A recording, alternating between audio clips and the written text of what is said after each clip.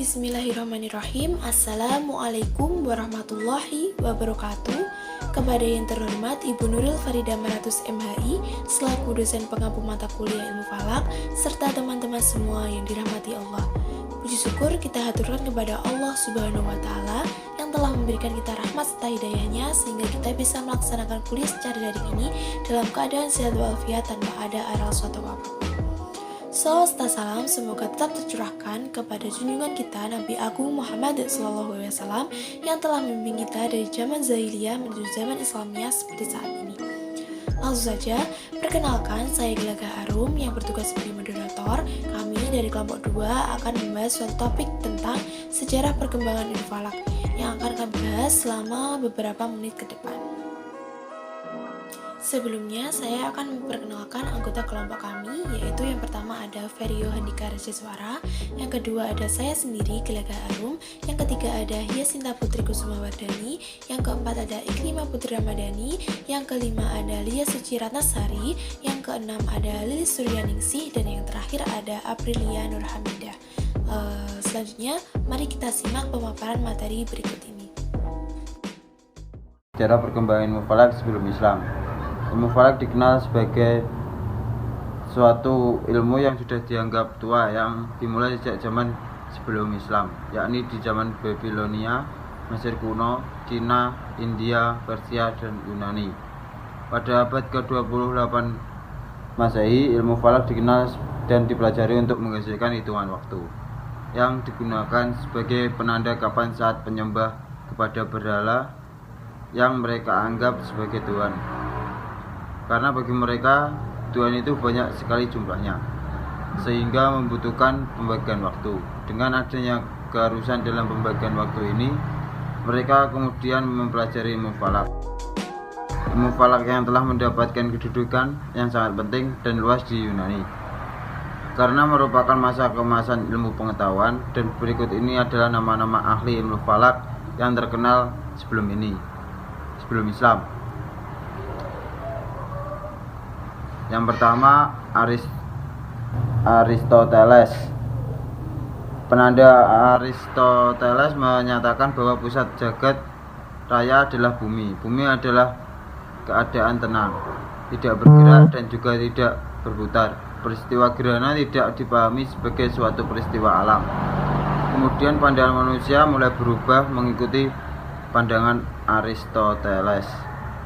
Yang kedua adalah Aristarchus, berpendapat bahwa bumi berputar mengelilingi matahari atau heliosentris. Pada saat itu, teori yang dikemukakan tidak mendapatkan dukungan sama sekali, namun pada akhirnya teori tersebut terbukti benar. Yang ketiga yaitu Claudius Ptolemeus. Geosentris adalah pandangan terhadap kosmos sama seperti pendapat yang dikemukakan oleh Aristoteles. Benda langit yang bergerak mengelilingi bumi. Pandangan geosentris ini berlaku sampai pada abad 6 Masehi tanpa adanya perubahan. Ptolemeus mempunyai buku besar tentang ilmu bintang-bintang yang berjudul Sintasis. Bagaimana sejarah perkembangan ilmu falak dalam peradaban Islam?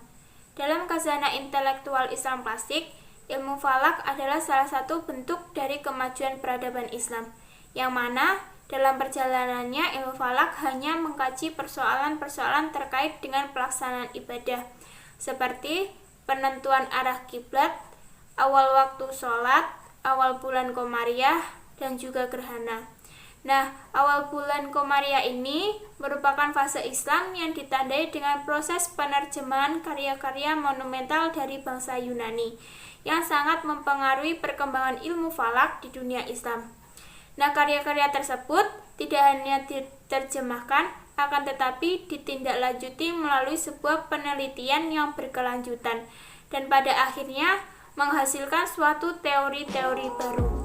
Nah, dari sinilah muncul tokoh ilmu falak di kalangan umat Islam, yaitu seperti yang pertama Al-Khawarizmi, yang kedua Abu Ma'syar Al-Falaki, yang ketiga Jabar Al-Battani, yang keempat Abu Ar-Raihan Al-Buruni, Yang kelima, Abu al-Abbas Ahmad bin Muhammad bin Katsir al-Farghani. Yang keenam, Abu Ja'far Muhammad bin Al-Hasan Nasir ad-Din al-Tusi. Dan yang ketujuh, Muhammad Turgai Ulugh-Beg. Ilmu falak dalam peradaban Eropa. Pada saat negara-negara muslim mencapai era kejayaan, bangsa Eropa pada saat itu masih tertinggal. Namun, pada masa keemasan Islam tidak berlangsung lama. Munculnya anti-muslim terutama disebabkan oleh perkembangan filsafat yang mereka anggap telah menjerumuskan menuju arah kemurtadan. Di sisi lain, serangan Eropa mulai dilancarkan terhadap negara-negara muslim. Akibatnya, banyak perpustakaan yang berisi buku ilmiah menjadi rusak. Selama waktu ini, orang Eropa mulai bergerak menuju budaya yang terus berkembang. Mereka mempelajari semua pengetahuan tentang orang Arab yang jatuh dari kemuliaan mereka. Mereka meniru cara hidup orang Arab. Mereka juga telah mendirikan sekolah dan perguruan tinggi, serta perpustakaan dan berbagai lembaga pendidikan untuk mencerdaskan bangsanya. Pada saat negara-negara muslim mencapai era kejayaan, bangsa Eropa pada saat itu masih tertinggal. Namun, masa keemasan Islam tidak berlangsung lama. Ketika bangsa Eropa tertarik pada ilmu pengetahuan yang dipelajari umat Islam, pendapat para ilmuwan Islam dimulai tentang oleh aliran Islam sebelumnya. Muncul anti-muslim terutama disebabkan oleh perkembangan filsafat yang mereka anggap telah terjerumus menuju arah kemurtadan. Dari sini, beberapa tokoh fanatik mengambil kesimpulan bersama bahwa mereka yang mempelajari pengetahuan umum termasuk ilmu astronomi apabila astrologi dianggap telah melanggar ajaran Islam. Di sisi lain, serangan Eropa mulai dilancarkan terhadap negara-negara muslim. Akibatnya, banyak memutuskan yang berisi buku ilmiah menjadi rusak. Akhirnya, bangsa yang pernah berada dalam masa keemasan ini kini telah jatuh kembali ke jurang keterbelakangan. Selama waktu ini, orang Eropa mulai bergerak menuju budaya yang terjumus perkembangan. Mereka mempelajari semua pengetahuan tentang orang muslim yang jatuh dari kemuliaan mereka. Mereka meniru cara hidup orang Arab. Mereka telah menghadirkan sekolah dan perguruan tinggi, serta perpustakaan dan berbagai lembaga pendidikan untuk mencerdaskan bangsanya. Selanjutnya untuk poin D yaitu ilmu falak di Indonesia. Ilmu falak membahas mengenai penentuan awal waktu sholat, arah kiblat, awal bulan komariah, takwin, dan gerhana. Ilmu falak diprediksi masuk ke Indonesia beriringan dengan masuknya agama Islam di Indonesia. Awal perkembangan ilmu falak di Nusantara adalah diadopsinya sistem penanggalan Hijriah ke penanggalan Jawa yang dilakukan oleh Sultan Agung pada tahun 1625 yang pada saat itu beliau sedang berusaha menyebarkan agama Islam di Pulau Jawa dengan mengeluarkan dekret perubahan penanggalan Saka.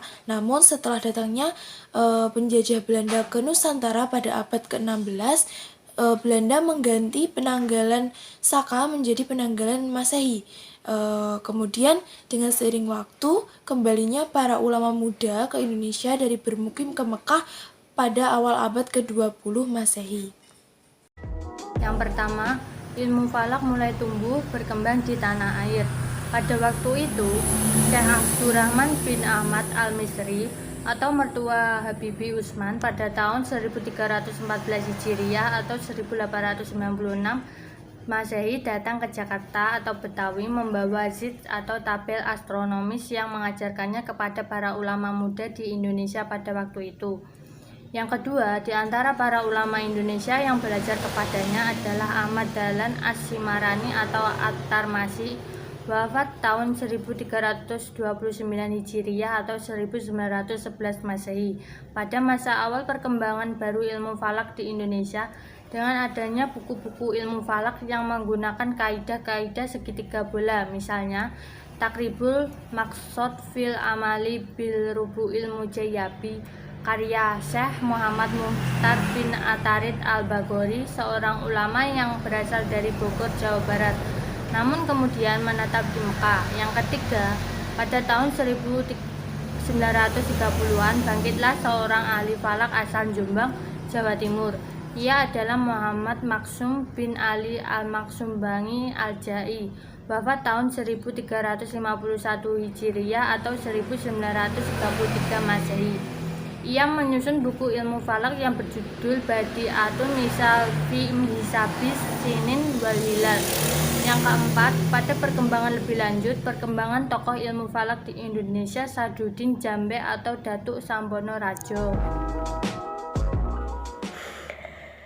Dengan adanya perbedaan pada Hari Raya Idul Fitri pada tahun 1992, 1993, dan 1994 membawa hikmah bagi perkembangan ilmu falak.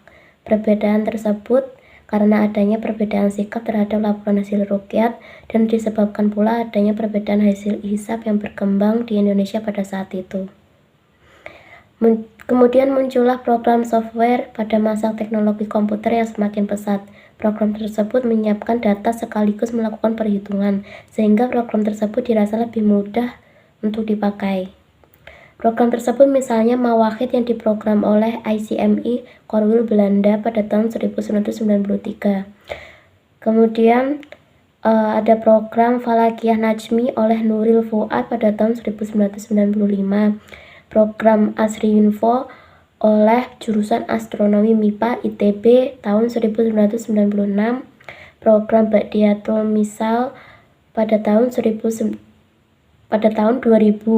dan program Ahilah oleh Muhyiddin Kazin, program Mawahi pada tahun 2002 oleh Hafid pada tahun 2002. Baiklah, terima kasih kepada teman-teman semua yang sudah menyimak materi kami sampai selesai. Selanjutnya akan dilanjutkan dengan sesi diskusi di Room Learning. Dan sekian dari kelompok 2. Bila ada kurang lebihnya, kami mohon maaf. Billahi taufiq wal hidayah. Wassalamualaikum warahmatullahi wabarakatuh.